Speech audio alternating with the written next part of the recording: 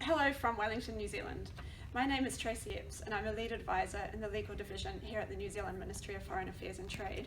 And with me is Alison who is a senior investment negotiator in our trade negotiations division.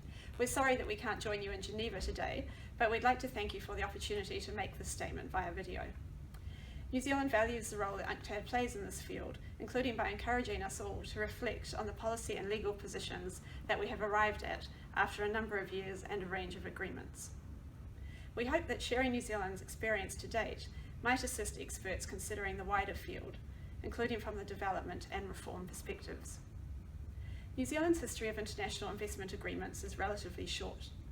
We have agreed only 4 bilateral investment treaties, and only 2 of these have ever entered into force, that with China in 1989 and that with Hong Kong in 1995.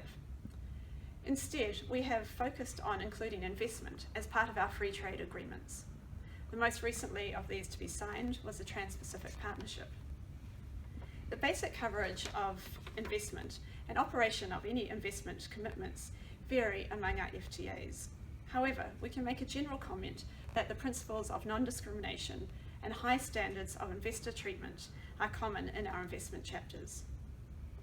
There are also differing approaches within our FTAs for the settlement of investment disputes.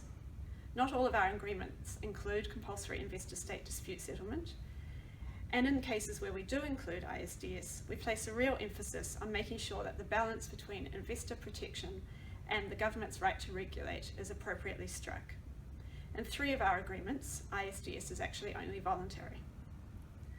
So New Zealand is listening with interest at the current time to the ideas developing both around this virtual table and in the debate more broadly about how to strike the balance between investor protection and the right of governments to regulate. Our own agreements have already evolved over time and will continue to do so. So in the remainder of our short video statement, we're going to focus on 2 areas that have developed in New Zealand's existing FTAs. The first is how we craft the investment obligations themselves, and the second is the procedural checks and balances that are included in any dispute settlement mechanism. So in terms of the investment obligations themselves, New Zealand has developed an approach that provides exceptions to some of the core obligations that ensure New Zealand retains the right to regulate. Some of the important areas to New Zealand include things like social services and also our investment screening regime. We've also developed treaty language around some of the core obligations to take account of the jurisprudence in these areas. Examples of this include language on indirect expropriation and also around dispute settlement and the most favoured nation clause. We've also looked in our treaties around the meaning of like circumstances in the text itself. In terms of the procedural checks and balances that go into any ISDS mechanism, there are a number of areas that are really important, but one of the areas of focus for New Zealand has been on transparency.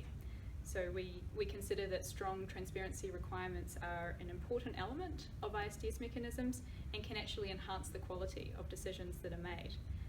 It also ensures that a wider range of interested parties can be engaged in the proceedings, and enhanced public scrutiny can be achieved through things like public hearings and also the availability of documents. We're listening with interest, and we know that there's been debate around whether decisions could be improved if there was an appeals mechanism included in an ISDS procedure.